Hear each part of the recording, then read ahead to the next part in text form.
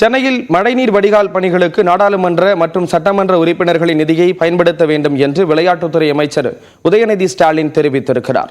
சென்னையில் வடகிழக்கு பருவமழையை எதிர்கொள்ள மேற்கொள்ளப்பட்டு வரும் முன்னெச்சரிக்கை பணிகள் குறித்து பல்வேறு துறைகளுடன் ஒருங்கிணைந்த ஆய்வுக் கூட்டம் நடைபெற்றது. சென்னை ரிப்பன் மாளிகையில் நடைபெற்ற இக்கூட்டத்தில் அமைச்சர்கள் உதயநிதி ஸ்டாலின், KN நேரு, சேகர் பாபு, மேயர் பிரியா உள்ளிட்டோர் கலந்து கொண்டனர். அப்போது பேசிய அமைச்சர் உதயநிதி ஸ்டாலின், நிதி பற்றாக்குறை காரணமாக மழைநீர் வடிகால் பணிகளில் தொய்வு ஏற்படுவதை மக்கள் ஏற்றுக்கொள்ள மாட்டார்கள் என்று கூறினார். நிதி இல்லாததால் புதிய பணிகளை மேற்கொள்ள முடியாத நிலை என்ற மனநிலை உள்ளதை மக்கள் தயவு செய்து ஏற்றுக்கொள்ள மாட்டார்கள். எனவே சென்னையை பொறுத்தவரை மழைக்கால முன்னெச்சரிக்கை நடவடிக்கைகளுக்கு தான் முன்னுரிமை தரப்பட வேண்டும். மழைநீர் வடிகால் பணிகளுக்கு அனைத்து துறைகளும் ஒன்றிணைந்து செயல்பட வேண்டும் என்று அமைச்சர் உதயநிதி தெரிவித்தார். மழைநீர் வடிகால் பணிகளின் நிலை குறித்து முதலமைச்சர் MK ஸ்டாலின் அமெரிக்காவில் இருந்து தொலைபேசி வாயிலாக கேட்டறிந்து வருவதாக உதயநிதி கூறினார்.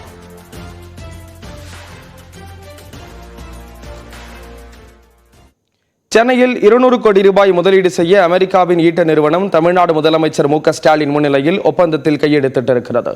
தமிழ்நாட்டிற்கான முதலீடுகளை ஈர்க்க அரசு முறை பயணமாக அமெரிக்கா சென்ற முதலமைச்சர் MK ஸ்டாலின் சிகாகோ நகரில் ஈட்டன் மற்றும் அஷ்யூரன்ட் நிறுவன உயர் அதிகாரிகளை சந்தித்து பேச்சுவார்த்தை நடத்தினார். இதனைத் தொடர்ந்து முதலமைச்சர் MK ஸ்டாலின் முன்னிலையில் ஈட்டன் நிறுவனம் தமிழ்நாட்டில் 200 கோடி ரூபாய் முதலீடு செய்ய ஒப்பந்தம் கையெழுத்தானது. அதன்படி சென்னையில் தற்போது உள்ள ஈட்ட நிறுவனத்தின் உற்பத்தி வசதியை விரிவுபடுத்தப்படும் ஆராய்ச்சி மற்றும் மேம்பாடு உலகளாவிய பயன்பாட்டு பொறியியல் மையத்தை நிறுவுவதற்கும் ஒப்பந்தம் மேற்கொள்ளப்பட்டது. இதன் மூலம் சென்னையில் 500 பேருக்கு வேலைவாய்ப்பு கிடைக்கும் என்று கூறப்பட்டுள்ளது.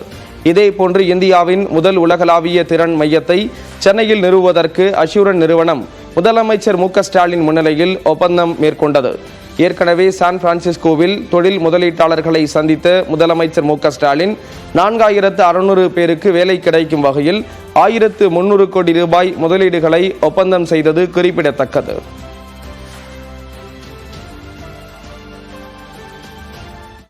விஜய் கட்சியின் மாநாட்டுக்கு அனுமதி தர திமுக அரசு பயப்படுவதாக பாஜக மாநில முன்னாள் தலைவர் தமிழிசை சவுந்தரராஜன் விமர்சித்துள்ளார்.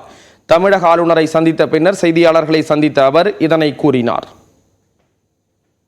மாநாடு நடக்கும் பொழுது ஒரு இடத்தை கொடுக்கறதுல உங்களுக்கு என்ன பிரச்சனைன்னு கேக்குறேன். கொள்கையெல்லாம் அப்புறம் அவர் சொல்லட்டும், அதுக்கப்புறம் அவர் எப்படி நடத்துறாரு, அதுக்காக உடனே நாங்க அவருக்கு ஆதரவா இருக்கிறேன்னு இல்ல.